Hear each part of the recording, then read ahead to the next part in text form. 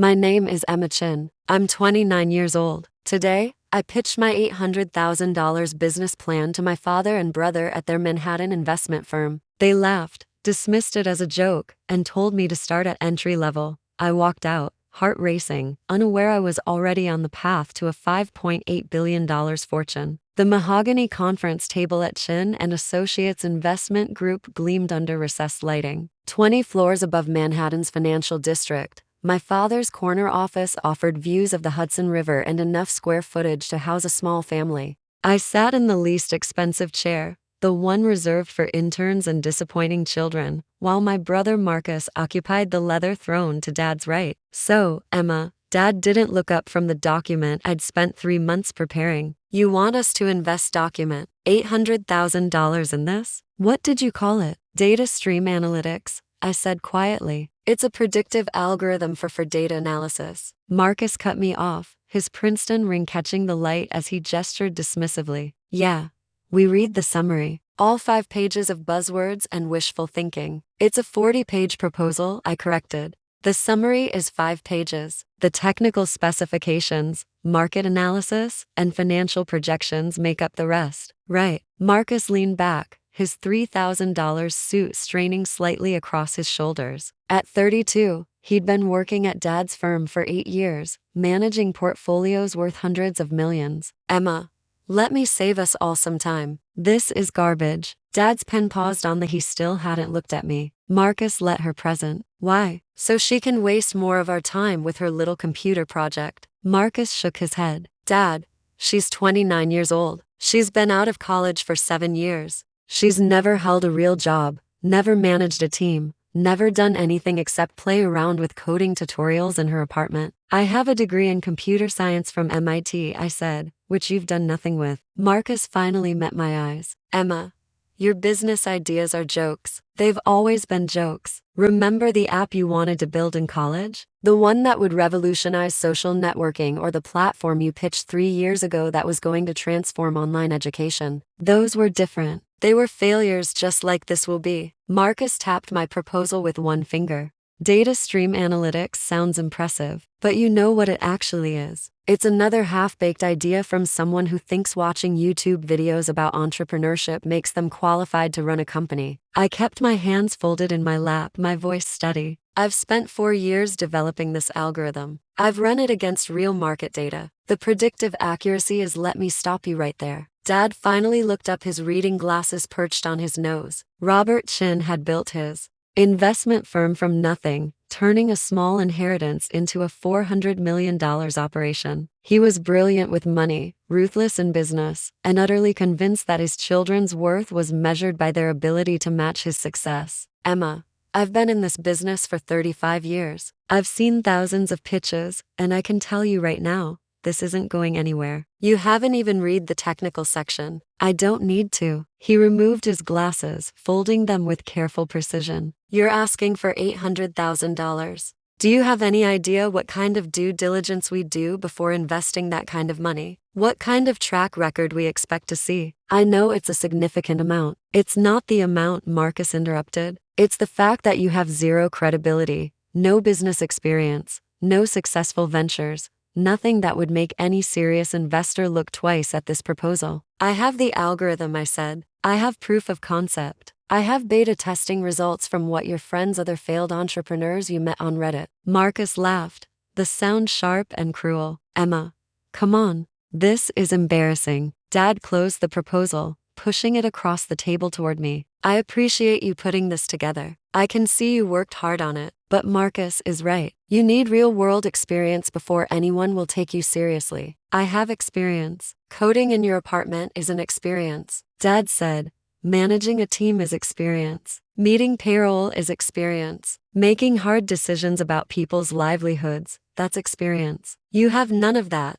so I should just give up. I'm saying you should be realistic. Dad stood, signaling the meeting was over. Get a real job. Entry level if that's what it takes. Work your way up. Learn how businesses actually operate. Then in 5 or 10 years, if you still want to start a company, you'll have the credentials to back it up. Marcus stood as well, straightening his tie. Stick to entry level, Emma. Find a position at a tech company. answer phones, organize files, whatever. Build a resume because right now, he gestured at my proposal. Right now, you're just another dreamer with a laptop and delusions of grandeur. I gathered my documents slowly, sliding them back into my worn leather portfolio. Thank you for your time, Emma. Dad's voice softened slightly. This isn't personal. This is business, and in business, you need credibility. You don't have it yet. I nodded, not trusting my voice. I'd known this would be difficult. I'd known they wouldn't immediately embrace the idea, but some part of me, some small foolish part, had hoped they might at least consider it, that they might see past my lack of traditional credentials to the innovation I'd created. Close the door on your way out,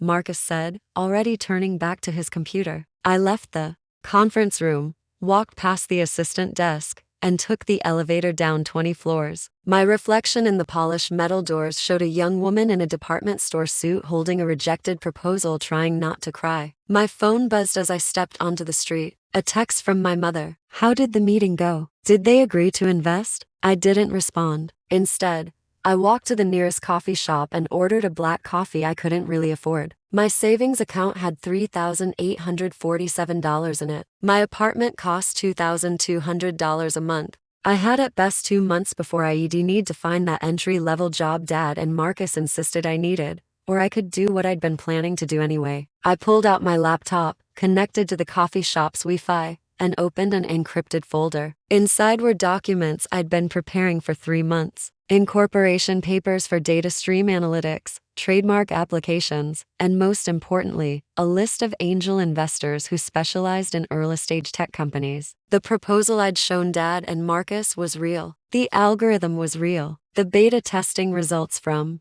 actual financial firms, not Reddit friends, were real. What I hadn't told them was that I'd already incorporated data stream analytics 6 months ago, that I'd already secured $200,000 in angel funding from a venture capital firm in Silicon Valley, that 3 major hedge funds were already beta testing my algorithm and reporting accuracy rates that exceeded anything currently on the market. I hadn't told them because I wanted to see if they'd support me on merit alone, if they'd believe in me, their daughter and sister, enough to invest based on the quality of the idea rather than external validation. Their answer had been clear. I spent the next 2 hours in that coffee shop responding to emails from my actual investors, reviewing code with my development team. Yes, Marcus, I had a team and finalizing contracts with 2 new beta testing clients. At 4:47 p.m., my phone rang. Surgeon, my mother. Emma, darling, you haven't responded to my text. How did it go? It didn't. They rejected the proposal. Oh, sweetheart. Mom's sympathy was genuine, which somehow made it worse. I'm sure they had their reasons. They said, I have no credibility, that I need to get an entry-level job and work my way up. Well, that's not unreasonable advice, is it? Your father started at the bottom. Dad started with a $500,000 inheritance from grandfather. Emma, that's not fair. It's accurate. Look, Mom, I have to go. I have a call with some clients. Clients? Her voice brightened. You mean you're moving forward anyway? I am. Without your father's investment, Emma, how can you possibly? I'll figure it out. I always do. I hung up before she could protest. Further, my next call was with the CEO of Bridgewater Analytics, a mid-size hedge fund that had been beta testing my algorithm for 6 weeks. They'd seen a 23% improvement in their predictive accuracy, enough to generate an additional $40 million in returns in just over a month. Emma, Robert Bridgewater's voice was warm over the phone. I was hoping you'd call. We need to talk about expanding our implementation. I'm listening. We want to integrate data stream across all our portfolio management systems, full deployment, and we're prepared to pay a premium for exclusive early access while you're still in beta. How much of a premium? $5 million for 6 months of exclusivity. After that, standard licensing fees based on assets under management. I kept my voice steady, professional, giving no indication that my hands were shaking. $5 million is acceptable. I'll have my lawyers draft the contract. Your lawyers? Robert chuckled. Emma, you're what? 27, 29, 29. And you already talk like a seasoned co. I like that. This algorithm of yours, it's the real deal. You know that, right? I do. Good. Don't let anyone tell you otherwise. I've been in this business 40 years, and I've never seen anything like what you've built. After the call ended, I sat in the coffee shop and let myself breathe. $5 million, not the $800,000 I'd asked Dad and Marcus for $15 million. Over the next 3 months, I kept my head down and worked. I didn't tell my family about Bridgewater's contract. I didn't mention when Goldman Sachs reached out interested in beta testing. I said nothing when JP Morgan's quantitative analysis team scheduled a demo. I went to family dinners and smiled when Marcus talked about his latest deals. I nodded when Dad gave advice about networking and credential building. I stayed quiet when Mom suggested I look into graduate school programs, something practical like an MBA. And in the background, data stream analytics grew. By month 4, I had 12 major clients. By month 623, the algorithm's performance was exceeding even my own projections. Hedge funds using DataStream were seeing accuracy improvements between 18% and 31%. In the world of financial prediction, those numbers were revolutionary. The angel investors who'd initially put in $200,000 were now sitting on equity worth $8 million. They wanted to invest more. Everyone wanted to invest more. I took second-round funding, $130 million, from a consortium of venture capital firms. Third round came 4 months later, $120 million. My ownership stake remained at 73% and DataStream Analytics valuation hit $2.4 billion. I was on paper worth $1.75 billion. I still lived in my $2,200 a month apartment, still drove my 7-year-old Honda, still wore department store suits to family dinners because I wanted to see how long it would take them to notice. The answer, it turned out, was 14 months. I was at Sunday dinner at my parents' Westchester estate, a monthly obligation I could escape without causing family drama when Marcus brought up a Bloomberg article he'd read. There's this new analytics company making waves in the hedge fund world, he said, cutting into his steak. DataStream something. Apparently, they've got an algorithm that's actually delivering on the hype. Dad looked interested. DataStream? Haven't heard of them. They're small private, but the performance numbers are insane. Marcus pulled out his phone, scrolling through the article. Says here, they're projecting $500 million in revenue this year for a company that's barely 18 months old. What's their secret? Dad asked. Some kind of predictive algorithm, machine learning, AI, all that buzzword stuff. But unlike most AI companies,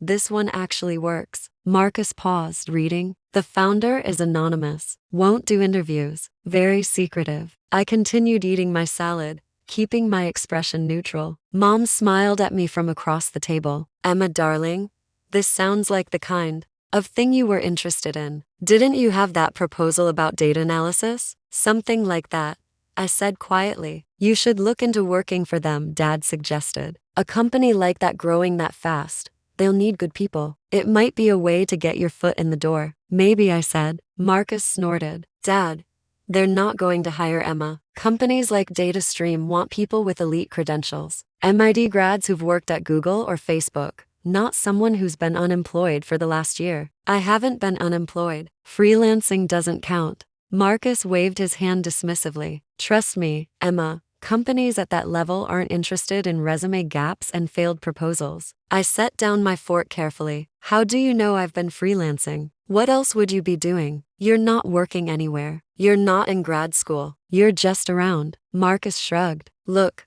I'm not trying to be harsh. I'm being realistic. You need to aim lower. Entry-level positions at established companies. Build a real resume. Marcus is right, Dad said. There's no shame in starting small, Emma. Everyone has to pay their dues. Some people more than others, I murmured. What was that? Nothing. May I be excused? I have some work to finish. Mom frowned. Work Sunday. You should relax. I have a deadline. I left before anyone could protest further, driving back to Manhattan in my Honda while Marcus probably climbed into his BMW and Dad into his Mercedes. That night, I approved DataStream's IPO filing. We'd been planning it for months. My lawyers, my CFO, my board of directors. Everyone agreed the company was ready. The financials were strong. The client base was solid. The growth trajectory was sustainable. The IPO was scheduled for 3 weeks later, mid-morning on a Thursday. I'd be ringing the opening bell at NASDAQ. I didn't tell my family. The night before the IPO, I had dinner with my parents and Marcus at their favorite restaurant in Midtown, an Italian place with white tablecloths and wine that cost more per bottle than my monthly rent. Emma, we wanted to talk to you about something, Mom said as the appetizers arrived. Your father and I are concerned about what? About your future.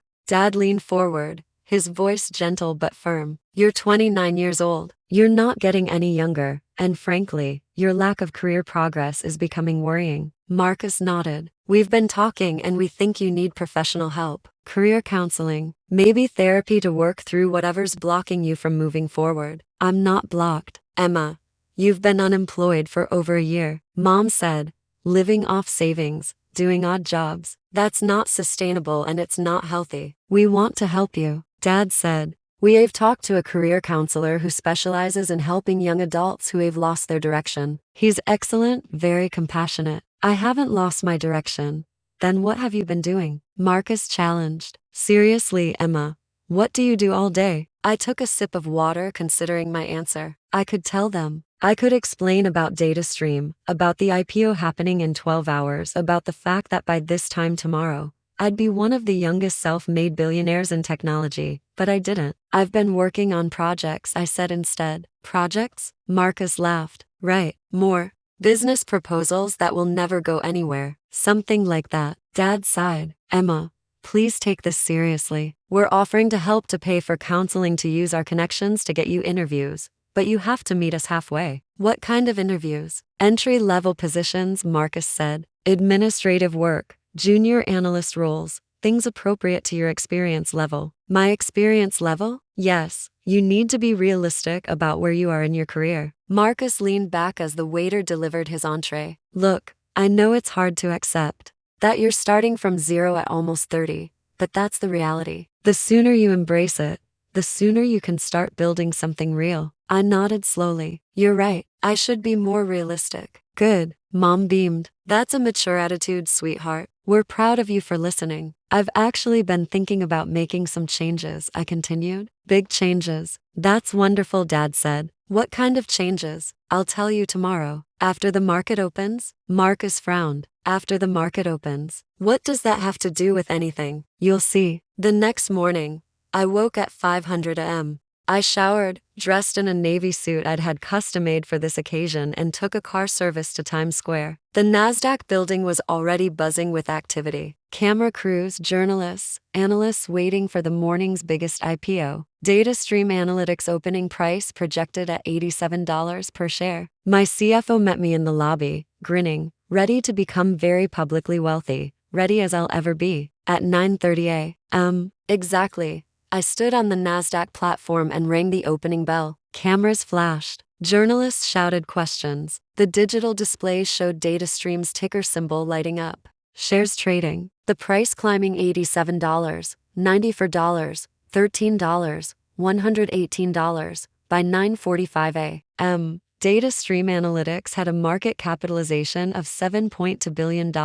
My 73% stake was worth $5.26 billion. My phone started buzzing immediately, texts, calls, emails, but I ignored them all except one. A Bloomberg news alert. DataStream Analytics IPO surges 35% in first 15 minutes. Founder Emma Chin, 29, now worth $5.8 billion. I smiled at the screen, then took a car service to Lower Manhattan to my father's office building to Chin and Associates Investment Group. The receptionist looked startled when I walked in. Miss Chin, I didn't know you had a meeting scheduled. I don't. Is my father in? Yes, but he's with a client. I'll wait. I sat in the reception area, the same place I'd waited 14 months ago with my rejected proposal. The Bloomberg terminal in the corner was showing the market. DataStream's ticker prominently displayed as one of the day's biggest movers. 10 minutes later, Dad emerged from his office with a client. He stopped short when he saw me. Emma, what are you doing here? I wanted to talk to you about that career counseling. Dad glanced at his watch. Can it wait? I have a busy morning. It won't take long. I stood gesturing to his office. Just a few minutes. He sighed but led me inside. Marcus was already there sitting at the Bloomberg terminal, his face pale. Emma, Marcus said slowly, not looking away from the screen. There's a company that went public this morning. Data Stream Analytics. I heard the founder is named Emma Chin. Common name, I said lightly.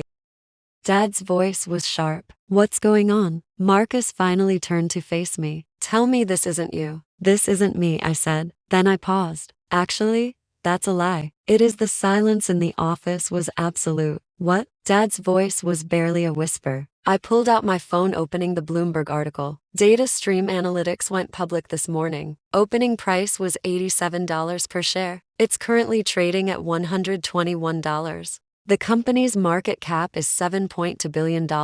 I own 73% of the company, which makes my net worth approximately $5.8 billion. Marcus stood abruptly, his chair rolling backward. That's impossible. It's actually quite possible. I incorporated the company 14 months ago, right after you rejected my proposal for $800,000. Dad grabbed my phone, staring at the article. His face went through several shades of red and white. This can't be real. It's real. You can check the NASDAQ listings or Bloomberg or any financial news outlet. Data Stream Analytics is the biggest IPO of the quarter. But you said. Marcus stopped. His voice strangled. You said you were freelancing. You said you had no clients. I lied. Well, technically I deflected. You assumed I had no clients. I didn't correct you. Why? Dad's voice cracked. Why wouldn't you tell us? Because I wanted to see if you'd support me without external validation. If you'd believe in me based on the quality of my work rather than my credentials. I met his eyes. You didn't, Emma. We didn't know. You didn't want to know. I showed you a 40-page proposal with technical specifications, market analysis, and financial projections. You read 5 pages and dismissed it as buzzwords and wishful thinking. Marcus sank back into his chair. The algorithm you showed us, that was DataStream. Yes, and you already had funding. I had $200,000 from angel investors. I was looking for family support, not just money support. Belief, the sense that you thought I could actually succeed. We do think you thought I needed therapy to work through my career blocks. I kept my voice level professional. You thought I should aim for entry-level administrative positions. You thought my business ideas were jokes. Dad set down my phone carefully as if it might explode. I don't know what to say. You don't need to say anything. I just wanted you to know before you saw it on Bloomberg, before clients started asking if you were related to the Emma Chin from Data Stream Analytics. Jesus Christ. Marcus was staring at the terminal again, where DataStream's stock price continued to climb. You're worth almost $6 billion, $5.8 billion currently, though it fluctuates. And you've been living in that tiny apartment,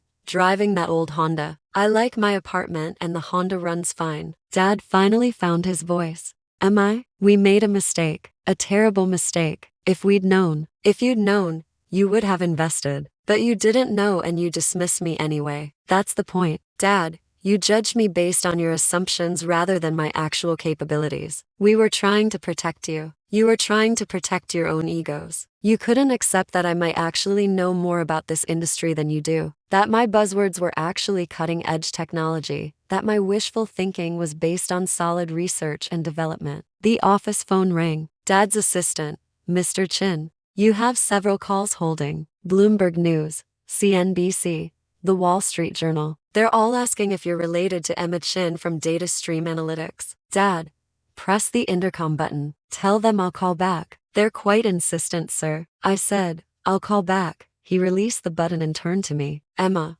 please let us fix this. Let us invest now. We can be part of DataStream's growth. DataStream doesn't need your investment. We're fully funded. Then let us help in other ways. Connections, advice. I have advisors. Very good ones. Marcus stood again, running his hands through his hair. This is insane. You've been sitting at family dinners listening to us give you career advice while you're running a multi-billion-dollar company. Yes. Why? Why would you do that? Because I wanted you to see me, not my bank account, not my credentials. Me. And I wanted to see how you'd treat someone you thought was beneath you. I picked up my phone. How I know, Emma. You're our family. Mom's voice came from the doorway. She stood there in a Chanel suit, her face pale. I just saw the news. Emma baby. Why didn't you tell us? Because you wouldn't have listened. You never listen. That's not fair. Mom. You suggested I go to grad school for something practical while I was already running a company with $500 million in revenue. Dad told me to get an entry-level job while I was managing a team of 47 employees. Marcus called my business ideas jokes while hedge funds were paying millions to use my algorithm. Mom's eyes filled with tears. We were trying to help. You were trying to make me fit your definition of success. When I didn't, you decided I was the problem. A knock on the door. Dad's assistant again looking flustered. I'm so sorry to interrupt, but there are journalists in the lobby. They're asking to speak with Emma Chin. Tell them no comment, I said. I have a PR team handling all media inquiries. The assistant nodded and disappeared. Dad was still holding my phone, staring at the Bloomberg article like it might reveal different information if he looked long enough. Emma, I don't know what do you want from us? Nothing. I don't want anything from you. But you're our daughter, your family. Surely we can. Can what? Pretend the last 14 months didn't happen. Pretend you believed in me all along. I shook my head. I'm not interested in rewriting history. Marcus finally spoke, his voice small. The proposal you showed us, the one I called garbage, that was worth billions. Yes. And I told you to stick to entry-level work. You did, Emma. He stopped, unable to finish the sentence. It's fine, Marcus. You were honest about what you thought of me. I appreciate that. It's not fine. Nothing about this is fine. Marcus stood abruptly, knocking papers off the desk. You let us humiliate ourselves. You sat there at dinner while we talked about helping you find a job and you didn't say anything. Would you have believed me if I had? The question hung in the air. If I told you at that dinner that I was running a multi-billion-dollar company, I continued, what would you have said? Would you have asked for proof? Would you have assumed I was delusional? Or would you have listened? Marcus didn't answer. That's what I thought, I said quietly. Dad finally set down my phone. What happens now? Now I go back to work. I have meetings with institutional investors this afternoon. Tomorrow I'm speaking at a conference about AI applications and financial services. Next week I'm testifying before Congress about data privacy regulations. Congress. Mom's voice was faint. Yes. Apparently when you're running a company that handles billions of dollars in financial data, legislators want to talk to you. I moved toward the door. I should go. I have a car waiting. Emma, please. Dad's voice stopped me. Don't leave like this. We made mistakes. Let us make it right. I turned back. How? Would you make it right, Dad? Would you invest in DataStream now? After you know it's successful, after Bloomberg published my net worth? Yes. Of course we would. That's the problem. You'd invest now because you know it's a safe bet. Because my success has been validated by external sources. But when I needed you to believe in me, when I needed you to see potential instead of credentials, you couldn't do it. We didn't understand. You didn't try to understand. You saw a 29-year-old woman with no traditional career path and decided I was a failure. You never asked about my work, never looked at my code, never considered that maybe, just maybe, I knew what I was doing. Marcus approached slowly like he was afraid I might bolt. I'm sorry. I'm so sorry. The things I said to you, calling your ideas jokes, telling you to aim lower, I was wrong. Completely, utterly wrong. You were honest. You told me exactly what you thought of my capabilities. I was a condescending, dismissive who couldn't see past his own ego. Marcus's voice cracked. You're my sister. I should have supported you. I should have listened. Instead, I treated you like you were stupid. You treated me like I was worthless. I corrected. There's a difference, Emma. I'm not saying this to hurt you. I'm saying it because it's true. You measured my worth by your standards. Ivy League degree, traditional career path, visible markers of success. When I didn't have those things, you decided I had nothing to offer. Dad moved to stand beside Marcus. We failed you. As parents, as family, we failed to see what you were building. And I don't know how to fix that. You can't fix it. You can only learn from it. I checked my watch. A simple Timex I'd worn for years, not the luxury time. Piece I could now easily afford. I need to go. I have a board meeting in an hour. A board meeting? Mom laughed. This sounds slightly hysterical. Our daughter has board meetings and we didn't even know. You would have known if you'd asked. If you'd shown any interest in my life beyond disappointment. That's not fair. Mom, you cried at Christmas because I didn't have a real career. You told your friends I was still figuring things out. You pitied me. I met her eyes. Well, now you don't have to. I figured it out. I left before anyone could respond. taking the elevator down 20 floors for the second time in 14 months. But this time, when I saw my reflection in the polished metal doors, I didn't see a disappointed daughter with a rejected proposal. I saw a CEO, a founder, a self-made billionaire who'd built something revolutionary while her family told her to aim lower. My phone rang as I reached the street. Sarah, my head of PR. Emma, the press is going crazy. Every major outlet wants an interview. And your family? What about my family? Your father's firm issued a statement claiming they were instrumental in supporting DataStream's early development. I stopped walking. They what? It went out 10 minutes ago to Bloomberg, Wall Street Journal, CNBC. They're taking credit for your success. Of course, they were. Issue a correction. I said, make it clear that DataStream received no funding or support from Chin and Associates. Include the timeline that I approached them for investment 14 months ago and was rejected. Emma,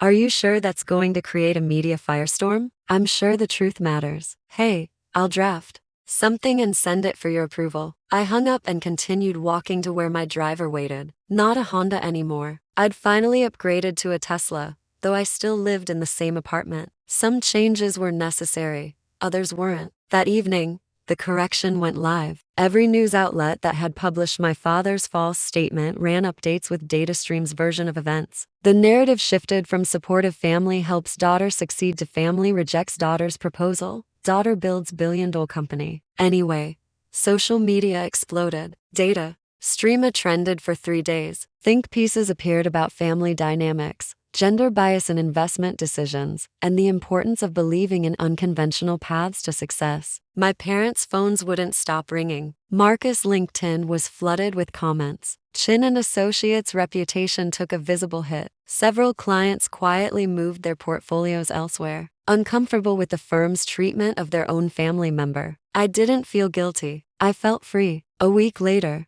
I was sitting in my office, a corner space with views of the Hudson River, 23 floors up in my own building, when my assistant buzzed. Emma, your father is here. He doesn't have an appointment, but he says it's urgent. I considered turning him away, then send him in. Dad entered slowly, looking smaller, somehow older. He'd always been larger than life in my mind. The successful investor, the brilliant businessman, the father whose approval I desperately wanted. Now he just looked like a man who'd made a terrible mistake. Emma, thank you for seeing me. You have 5 minutes. He nodded, sitting in the chair across from my desk. The expensive chair, the one I reserved for important clients. I'm not here to apologize, he said. I am sorry, desperately sorry, but I know words don't fix what we did. Then why are you here? To tell you that you were right about everything. We didn't listen. We didn't see you. We measured you against our expectations instead of your actual potential. He leaned forward. Emma,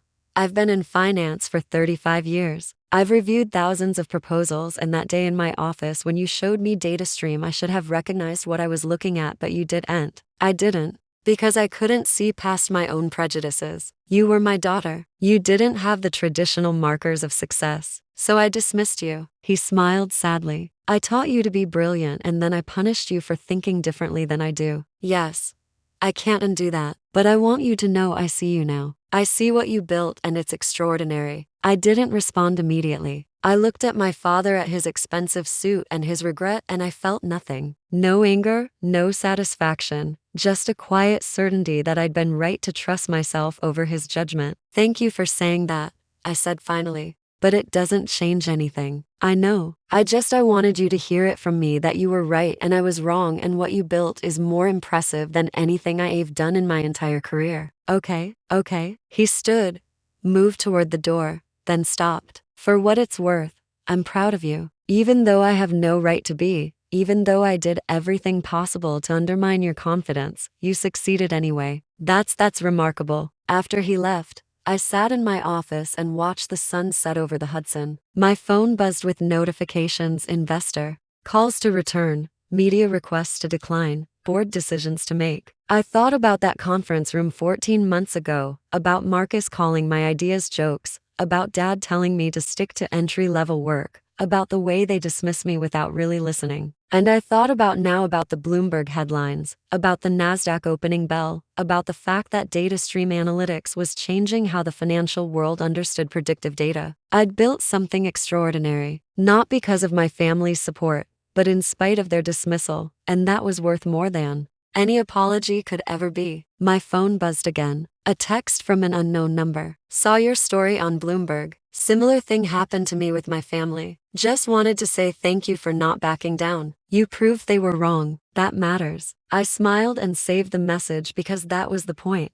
wasn't it? Not revenge. Not proving them wrong for the sake of satisfaction, but showing that credibility isn't inherited or granted by traditional institutions. It's built by people who refuse to accept other people's limitations. By dreamers with laptops who turn buzzwords into billions. By 29-year-old women who get rejected by their own families and build empires anyway. I turned back to my computer and opened the next quarterly projections. Data stream was growing faster than even our most optimistic models predicted. By this time next year, we'd likely be worth $15 billion, and my family would have to read about it on Bloomberg. Just like everyone, watch how I turned rejection into a $5.8 billion empire. Proof that credibility isn't given, it's earned. Don't let anyone tell you what you can't do.